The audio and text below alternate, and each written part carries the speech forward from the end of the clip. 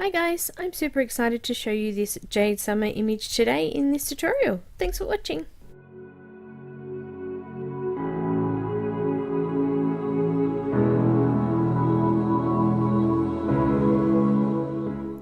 So today I'm starting off using E000.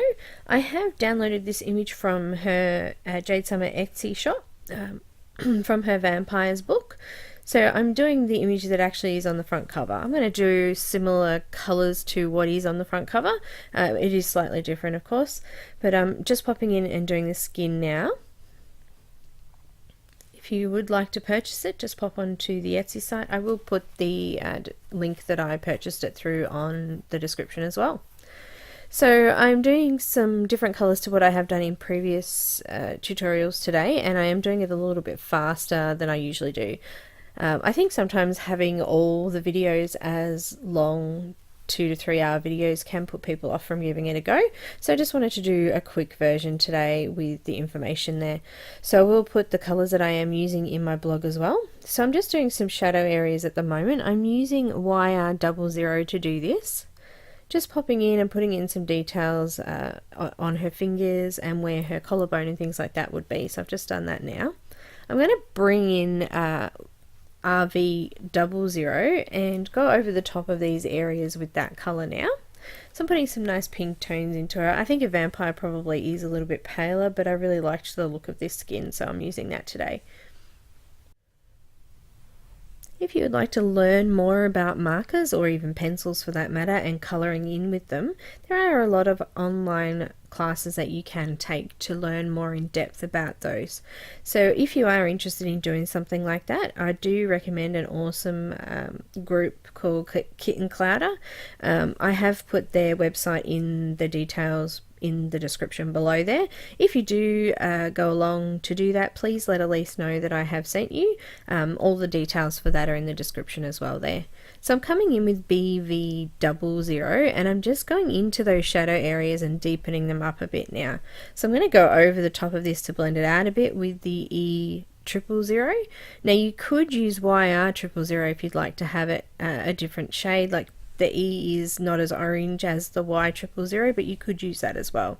So I'm just going over the top of all the area with that now. So throughout my tutorials I will be doing a few different artists who I haven't actually done before. They've just sort of come into my attention recently, so I'm going to be doing a few different artists over the next few tutorials that I do. Also too, I'm looking at perhaps signing up with Patreon with Jasmine Beckett, so I can do some of those awesome Patreon pictures that she's been bringing out, so something to look forward to in the future as well. So I'm still coming in with that E00. I might use some E000 that was. I might use some E00 to come into the shadow areas a bit. I'm going to put in a bit more BV00 here around her eye as her eyeshadow.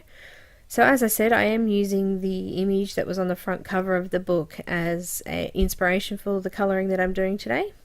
So I'm deepening up the shadow areas. I'm using alternately YR00, E000, and just trying to get a nice even look there. So on her lips, I'm starting there now. I'm using V09 to do all the darker areas of the lips. I'm blending it out with V06 and V04. And I'm going to put some highlights on it with my white gel pen too, just to bring out the shine on the lips as well. I've done her tongue in R59 and R46, and I've just done some C7 over the top of that to darken it up a bit, so you can still see the red underneath it, but it's nice and shadowy now. Now I've popped into her eyes there, and I have done some V17 and V15 and V12, and I've just gone in and marked out the iris area there. Now you can slow down the video, take the sound off so you can follow along if you'd like, but yeah, that's all I did there. So now I'm doing some of the clothing. I am putting some darker colours into the creases of the neck thing there, or the neck collar there, just to create the look that it is folded over, or the fabric is moved and ruffled up there as well. So I've just done that there with the similar colours that were in the eyes there. So now I'm coming in onto her outfit down the bottom here. I'm doing her shawl and her arm in this same purple color, and I've done the bodice of her outfit a different color completely. So I'm coming in, first of all I did a layer of R20 just to lay down the highlight color there, and I'm coming over the top there at the moment with the V17, and I'm just creating shadow on either side of the arm and on either side of the outfit there to show that there is a curve on the fabric there. So I've just gone over that with the V17, and I'm just coming back in with the V15 over the top of that to blend it out a little bit further, and then I'm going to blend it out further with V12. So I'm trying to get a nice highlight area in the middle there and really nice deep shadows.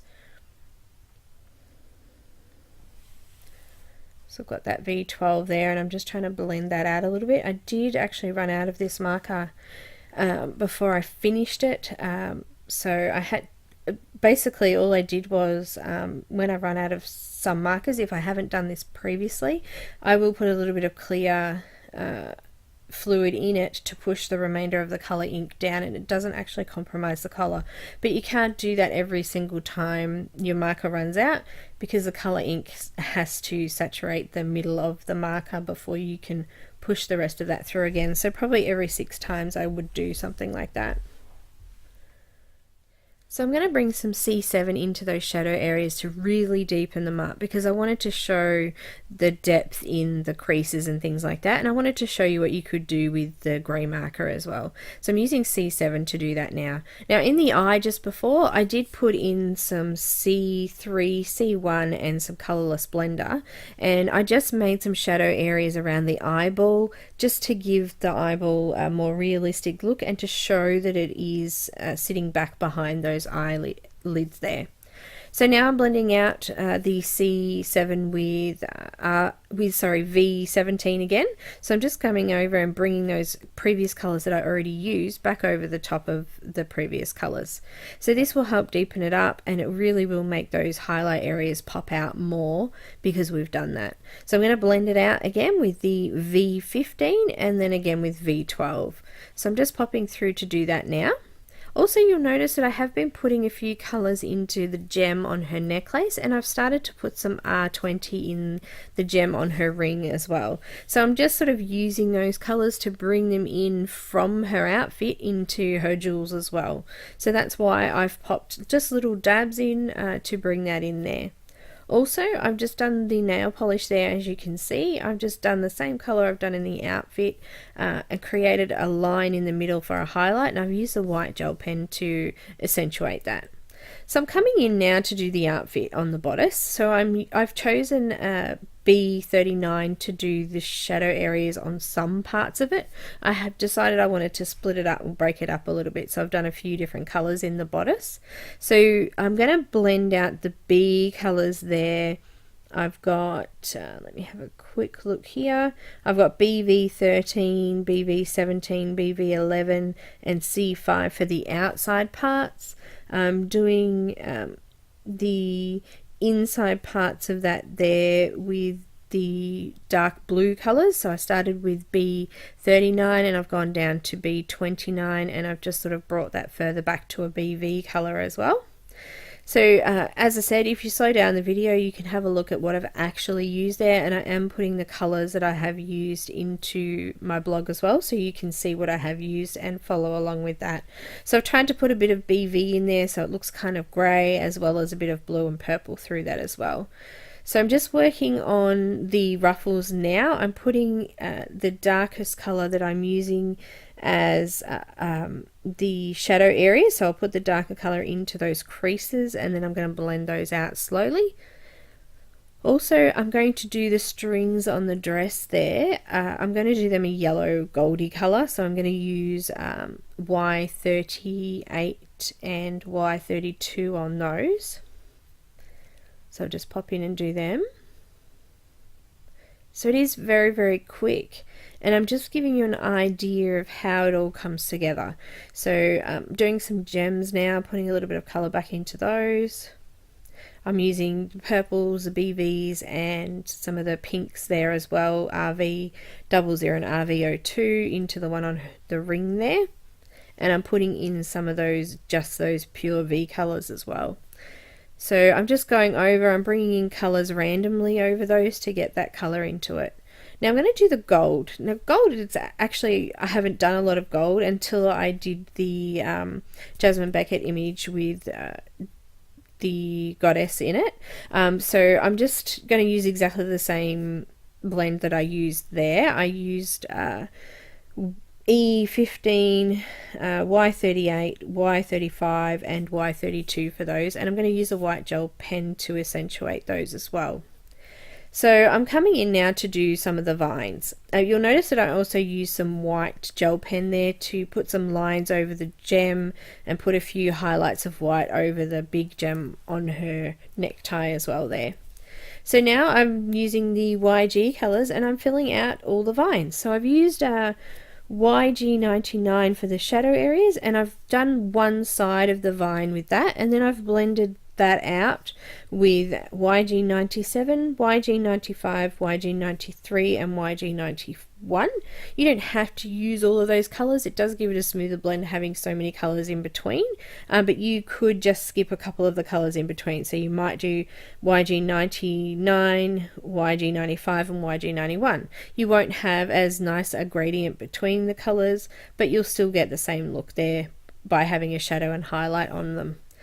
I'm just popping in and doing the leaves as well. I'm using this same color for the leaves that I did in the vines, and I've just basically lined the bottom of each line with the darker color, and then I've come out and blended those out with the lighter colors to create the look of a pattern on those leaves as well. So I did leave a little gap on the leaves there, and I blended the last part of the leaves out with YG23 just to brighten them up a little bit and make them stand out a little bit from the other vines and things there. So what I'm doing now is I'm actually just doing a whole layer of RV02 on those roses. So I'm using that as a little bit more of a highlight color. So I just went over and just basically did a light color of that over the top of all of the roses. So now with the roses, I have a couple of colors that I have used. So I've gone in first of all with V17, and I'm just going in and I'm actually just following the artist lines.